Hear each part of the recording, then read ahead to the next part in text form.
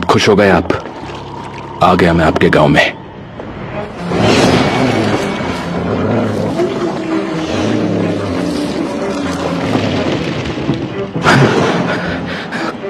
कौन है वहां?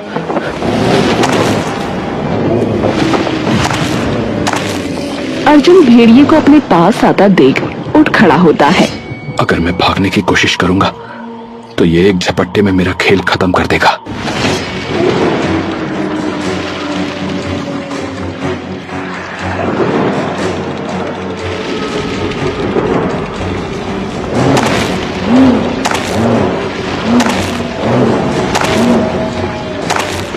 कि तभी अर्जुन की नजर उसके पांव पर पड़ जाती है।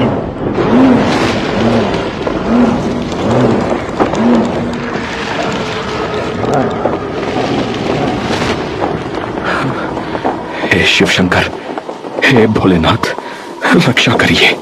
हे प्रभु, रक्षा करो।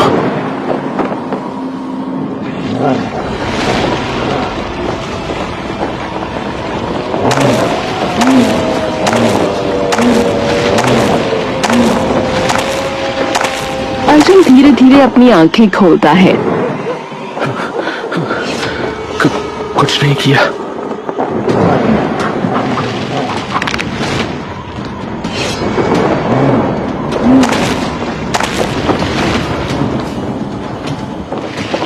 अर्जुन कुछ देर वहीं खड़ा रहता है।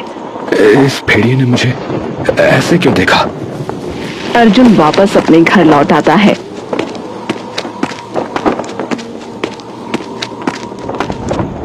अर्जुन चुपचाप अपने बिस्तर पर लेटा उसके साथ हुए हादसे के बारे में सोचता रहता है।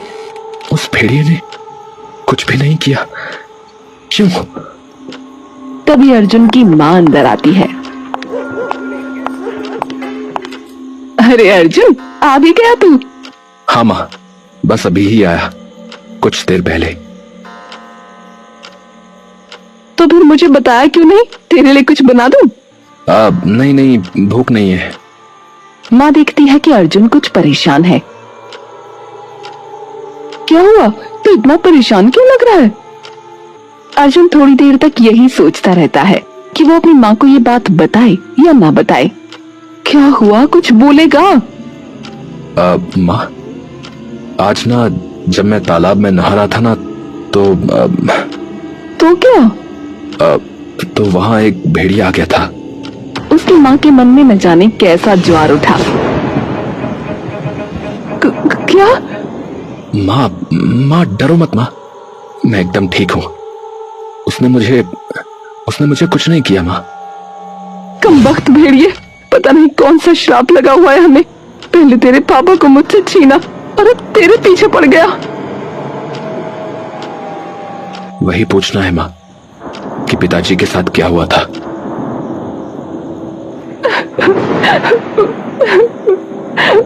उसकी माँ रोते रोते बैठ जाती है। वो उस दिन शिकार करने के लिए अपना तीर कमान लेकर जंगल चले गए। मैंने मना किया था कि मत जाओ, लेकिन मुझसे बोले कि आज तो खरगोश या एक मोटा सा जंगली बकरा खाने का मन है, तो मुझे जाने दे। बस चले गए। मुझे तो बस खबर आई कि उन्हें किसी भेड़िए ने खा लिया और अब फिर से मेरे बच्चे को मुझसे लेने आ गया, और एक और कमबख्त भेड़िया। माँ, अरे कहीं नहीं जा रहा मैं। अरे तुम आओ और आराम से सो जाओ, मैं एकदम ठीक हूँ। देखो मैं तुम्हारे पास ही हूँ, ठीक है? अब सो जाओ तुम। ठीक है, पर अब तो उस तालाब में कभी नहीं जाएगा। ठीक है माँ, ठीक है। अब तुम शांत हो जाओ, ठीक है?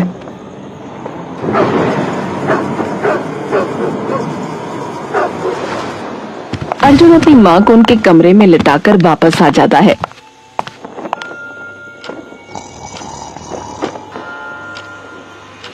और वापस अपने कमरे में आकर बैठ जाता है। अपने पिता के बारे में वो सोचने लगता है।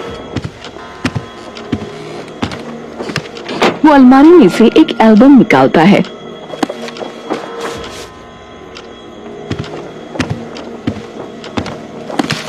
और उसे मुस्कुराकर पलट पलट कर देखने लगता है। वो अपनी माँ और पापा की एक तस्वीर देखकर रुक जाता है और मुस्कुराकर उसे ध्यान से देखने लगता है। कितने प्यारे लगते थे दोनों। अर्जुन की नजर तभी तस्वीर में खड़े अपने पिता के पहने ताबीज पर जाती है। अर्जुन उस तस्वीर को अपनी आंखों के और करीब लाता है। अरे ये क्या? ये तो वही नाखून है जो उस भेड़िए के पाँव में। अर्जुन तभी ऊपर देखकर उस ताबीज के बारे में कुछ बातें याद करने लगता है। अर्जुन 5 साल का है और अपने पापा की गोद में बैठा है। पापा ये क्या है? ये नाखून। छी गंदा। अरे ये कोई ऐसा वैसा नहीं, ये शेर का नाखून है रे। मैंने जब पहली बार शेर का शिकार किया था ना, तो मैं बड़ा खुश हुआ था। तो मैंने क्या किया पता है? मैंने उसका एक नाखून तोड़कर अपने गले में टांग लिया। हाँ, जब तुम बड़े हो जाओगे तो तुम्हें दे दूंगा, ताकि तुम्हें याद रहे कि तुम्हारे पिताजी कितने स्ट्रॉन्ग थे। समझ गए बेटा? ठीक है? ठीक है। वो नाखून तो शेर का था, फिर उस भेड़िए के पैर में कैसे आया? अर्जुन थोड़ी देर तक वहीं बैठा कुछ सोचता रहता है। इसका तो पता लगाना ही पड़ेगा।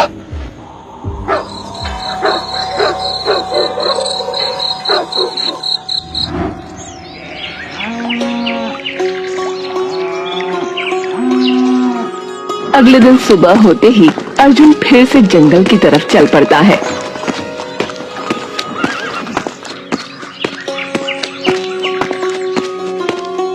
कि तभी गांव का सरपंच उसे मिल जाता है। प्रणाम मुखिया जी। हाँ, प्रणाम प्रणाम बेटा। और सुनाओ अर्जुन बेटा, कहाँ चल दिए सुबह सुबह? बस ऐसे ही जंगल की तरफ जा रहा था। ओहो, क्या काम आ गया भाई? बस एक भेड़िया है, उसी को ढूंढने जा रहा हूँ। हैं? भेड़िए को? अरे तेरा भी वैसे ही मरने का इरादा है क्या भाई? अरे मुझे कुछ नहीं कहेगा वो। हैं? क्यों नहीं कहेगा? अरे तू उसकी लुगाई है क्या? है? अरे चलो आप जाने दो, कोई नहीं।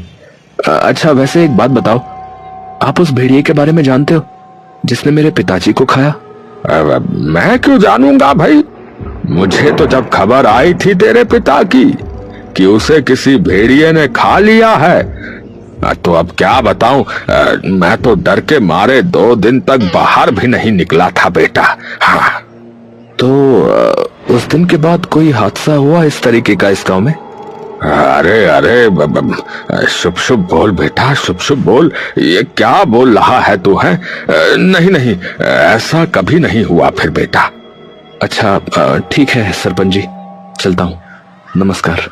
अरे बेटा, आप मेरी चिंता मत करो, आप आराम से जाओ। हाँ, चल ठीक है बेटा।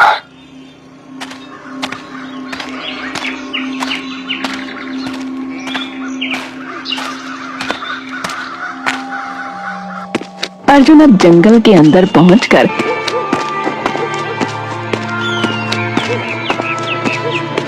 फिर उसी तालाब के आसपास उस भेड़िए की खोज शुरू कर देता है। कमाल है, सिर्फ मेरे पिताजी का शिकार है, पर गांव के तो रोज न जाने कितने लोग आते होंगे इस जंगल में, फिर और किसी को कुछ क्यों नहीं हुआ? अर्जुन काफी देर तक उस भेड़िए को ढूंढते ढूंढते जंगल की गहराई में चला जाता है। जाते जाते तभी उसका पांव एक कछुए पर जा पड़ता है। क्या कर रहा है? देख के चल। अर्जुन एकदम से डरकर पीछे हो जाता है और इधर उधर देखने लगता है। अरे ये आवाज कहाँ से आई? अबे चील है क्या जो आसमान में देख रहा है? नीचे देख। अर्जुन झटपट नीचे की ओर देखता है और कछुए को देखकर एकदम से पीछे की ओर हो जाता है। कछुआ उसे गुस्से से देख रहा होता है। हाँ, तुम अर्जुन झुककर उसकी ओर गौर से देखने लगता है। अबे घूर क्या रहा है? मैं ही बोल रहा हूँ। कछुआ बोल रहा है? अबे, तेरे दादा की उम्र का हूं, तमीज से बात कर। पीठ पर चढ़ गया होता तू मेरी। अरे अरे, माफ कीजिएगा, क्षमा कीजिएगा, मैंने ध्यान नहीं दिया। तो ध्यान था कहाँ? क्षमा कीजिए, पर आप ये बताइए कि आप बोल कैसे पा रहे हैं? तू मुझे ये बता कि तू सुन कैसे पा रहा है? ये तो मैंने सोचा ही नहीं। सही बात कही आपने। इतनी अंदर क्या कर रहा है भाई तू जंगल में? मैं वो क्या कर रहा है? वाह, और लोग मुझे कछुआ कहते हैं। अबे, क्या मुंह में बांस चला गया? जल्दी बोल। वो मैं यहाँ एक कछुए को ढूंढने आया था। मुझे? सॉरी, भेड़िए को एक भेड़िए को ढूंढने के लिए। वो पूरा ध्यान आप पे था तो तो अब ये भी बता दे कि भेड़िए को ढूंढने के लिए क्यों आया है? क्या मरने की इच्छा अधिक है या कुछ और कीड़ा है अंदर? नहीं, वो भेड़िया मुझे कुछ नहीं कहेगा। हैं? क्यों? तू पिताजी लगता है उसका क्या? बड़ा बदतमीज और खड़ूस है ये कछुआ। मैं अपने पिताजी के लिए ढूंढने आया था उसे। मतलब वो पिताजी लगता है तेरा? अरे, आप सुनेंगे मेरी बात या नहीं? देखिए, मैं जब 6 साल का था ना, तो एक भेड़िया मेरे पिताजी को इसी जंगल में मार के खा गया था। लेकिन कल जब मैं यही तालाब में रात को नहा रहा था, तो तभी मुझे झाड़ियों के हिलने की आवाज आई। जब मैंने पलट कर देखा तो वहां नीला नीला कुछ चमक रहा था। तभी उन झाड़ियों में से एक भेड़िया निकल के आया। मैं उसे देखकर डर के बाहर आ गया, लेकिन वो धीरे धीरे मेरे पास आने लगा। उसने मुझे ऊपर से नीचे तक सूंघा और फिर अचानक से वापस चला गया। हैं? उसने कुछ भी नहीं किया? नहीं, वही तो मैं कह रहा हूं। और सबसे अलग चीज जो मैंने देखी वो था उसके पांव में एक शेर का नाखून, जो कि मेरे पापा भी अपने गले में पहनते थे। क्या? शेर का नाखून भेड़िए के पांव में? कछुआ अचानक से अचंभित स्वर में बोल उठता है। रुको, क्या वो नाखून उसके बाएं पांव की पहली उंगली में था? अर्जुन कछुए की ये बात सुनकर अचानक चौंक उठता है। आपको कैसे पता? तेरा बाप। पिताजी? हाँ, मतलब तेरे पिताजी उसको गले में लटकाते थे ना? हाँ। बैठ जा, फिर लंबी कहानी है। क्या आप जानते मेरे पापा को? हाँ, और एक बात और। क्या? मरे नहीं हैं तेरे पिताजी, जीवित हैं। क्या? ये आप क्या बोल रहे हैं? सच बोल रहा हूं। बैठ, पूरी बात बताता हूं। मुझे याद है, मैंने ये सारी चीजें अपनी आंखों से देखी थी। तेरा पिता शिकार करने निकला हुआ था और उसी वक्त वहां एक अघोरी बाबा बैठे हुए गहरे ध्यान में तपस्या लीन थे। ओम ऐं ह्रीं क्लीं चामुंडाय विच्चै। ओम ऐं ह्रीं क्लीं चामुण्डायै विच्चे। ॐ ऐं ह्रीं क्लीं चामुण्डायै विच्चे। तभी उन्हें झाड़ियों के हिलने की आवाज आती है। वो देखते हैं कि सामने एक खरगोश झाड़ियों में छिपा हुआ है। वो निशाना उस खरगोश की ओर साधते हैं और तीर चला देते हैं, लेकिन खरगोश उस तीर से बच निकलता है। धत तेरे की, बच निकला। वो एक और तीर कमान से निकालकर धनुष में डालते हैं और उस खरगोश पे दाग देते हैं, लेकिन तीर खरगोश पे लगने की बजाय उन अघोरी बाबा को लग जाता है और अघोरी बाबा की तपस्या भंग हो जाती है।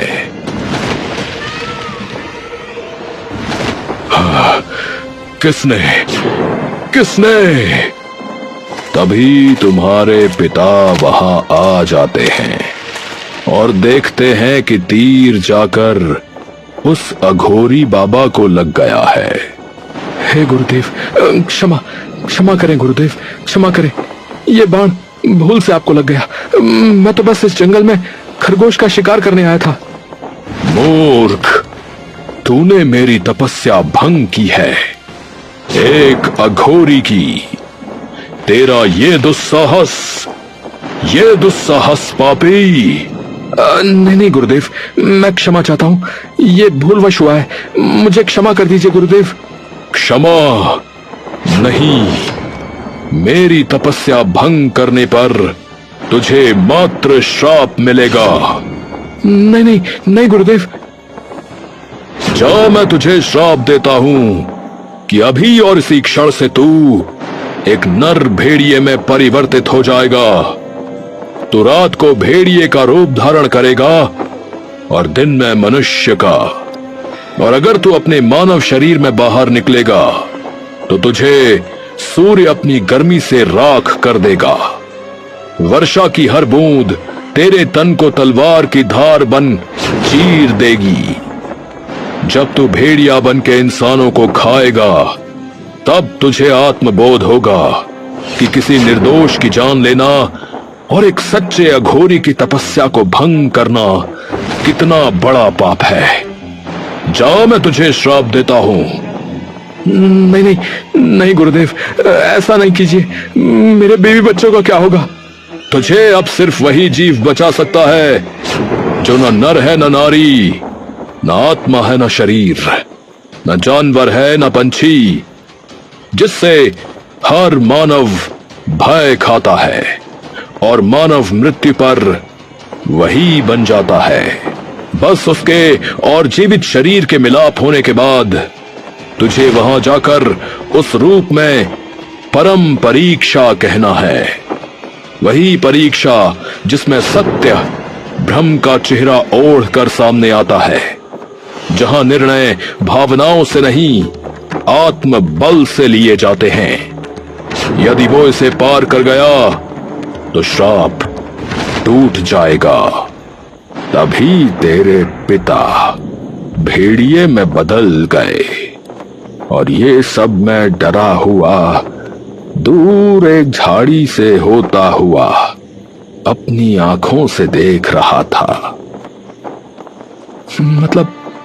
मतलब मेरे पिताजी जीवित हैं? हाँ। और उस पहले का क्या मतलब है? मैं भी पहले कुछ वर्षों तक इसी का उत्तर ढूंढ रहा था। तो मिला? तेरी तरह मंद बुद्धि नहीं हूं, बिल्कुल पता चला। तो जवाब है भूत। जब कोई भूत एक इंसान के शरीर पर कब्जा कर लेगा तभी सबसे पुराने पेड़ पर उस मंत्र से तुझे वो परम परीक्षा का सामना करने का मौका मिलेगा। पर अब मैं भूत कहां से लाऊं? और ये कौन सी परीक्षा? इसका तो मैंने कुछ भी नहीं पढ़ा। अबे 10वीं की परीक्षा नहीं है, तो मान न मान, मैंने सब पहले से ही सोच रखा है कि तेरे पिता को श्राप मुक्त कैसे करेंगे। तो चल मेरे साथ। लेकिन कहां? एक भूत से मिलने चलना है। कौन सा भूत? गधैया भूत। ये आपको कैसे मिला? मैं वर्षों से इसी जंगल में हूं, तो वो भी कई वर्षों से इसी जंगल में ही डोलता फिरता है।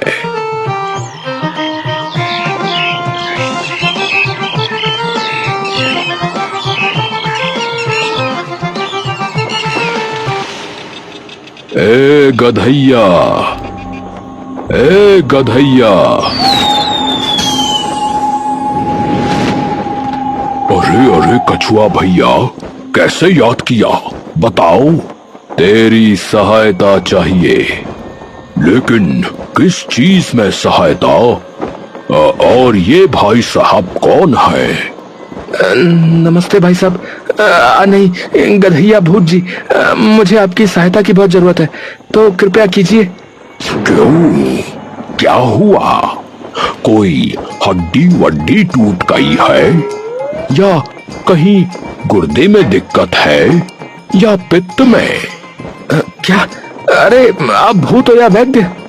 गधैया, बिल्कुल ही गधा है तू। पूरी बात सुन। कछुआ और अर्जुन मिलकर उसे पूरी कहानी बता देते हैं। ओहो भाई, तुम बिल्कुल चिंता मत करो, मैं तुम्हारे पिता को अवश्य बचाऊंगा। कछुए जी, ये कर तो लेगा ना? इसकी शक्ल पे मत जा, बंदा काम का है, मतलब भूत काम का है। पर अब ये कैसे पता लगेगा कि इस जंगल में सबसे पुराना पेड़ कौन सा है? वो भी मुझे पता है। आपको पता कैसे है इन चीजों का? सीधी सी बात है, मैं कछुआ हूँ। मेरा जीवन सबसे लंबा है हर जीव से। मैं 800 वर्ष का हूँ और इसी जंगल में रह रहा हूँ, तो मुझे सब पता है, नया क्या है और पुराना क्या।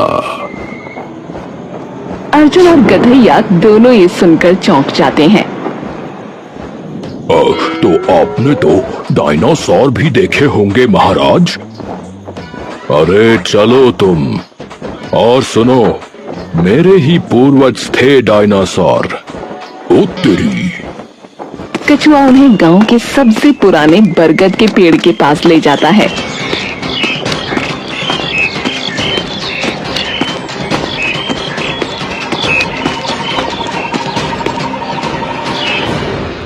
अब गधैया, इसके शरीर के अंदर चले जा, अभी लो परम परीक्षा। तभी एक तरफ वो भेड़िया उनके सामने आ खड़ा होता है और दूसरी तरफ उसके पिता एक खरगोश पर तीर ताने खड़े होते हैं। गधैया तभी उसके शरीर से अलग हो जाता है। गधैया, तुम कछुए जी को लेके भागो यहाँ से। अरे पर तुम ये अकेले कैसे संभालोगे? मैं संभालूंगा।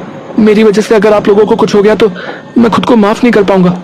यहाँ तक पहुँचाने के लिए आप लोगों का बहुत बहुत धन्यवाद। अरे पर मैं तो भूत हूँ। वही तो, तुम इंसानों को डरा सकते हो, किसी भेड़िए या अघोरी वगैरह को नहीं। चलो जाओ यहाँ से। अर्जुन भेड़िए की ओर देखता है और फिर खरगोश की ओर। अर्जुन गहरी सांस भरता है। हाँ, सिर्फ आपके लिए पिताजी।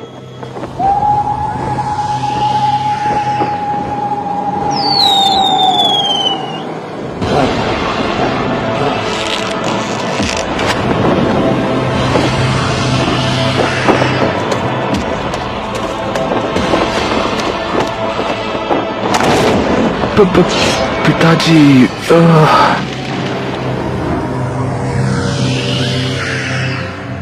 तभी अचानक अर्जुन की आंख खुलती है और वो देखता है कि वो उसी बरगद के पेड़ के पास खड़ा है। अर्जुन अपनी छाती में सिकुड़े हुए हाथ को देखता है। मैं तो एकदम ठीक हूँ, पर ये कैसे हुआ? तुम्हारी सच्चाई से पुत्र अर्जुन। आप वही हैं जिन्होंने मेरे पिताजी को हाँ, परंतु अब मैं तुम्हारे पिता को उस श्राप से मुक्ति देता हूँ। तो ये सब जो हुआ वो बस मेरा वहम था? नहीं, वो सब सत्य था। तुम मात्र उस खरगोश को बचाने के लिए अपनी दर्दनाक मृत्यु को झेलते रहे। तुमने अपनी भी जान बचाई और एक निर्दोष जीव की भी। इसलिए मैं कपाल दत्त तुम्हारे पिता को उनके श्राप से मुक्त करता हूं। अर्जुन अघोरी के सामने अपना मस्तक झुका लेता है। धन्यवाद बाबा जी। अर्जुन जैसे ही सर उठाता है वो देखता है कि उसके पिता उसके सामने खड़े हैं। अर्जुन बेटा, आखिरकार आ ही गया मेरा पालनहार, आ ही गया।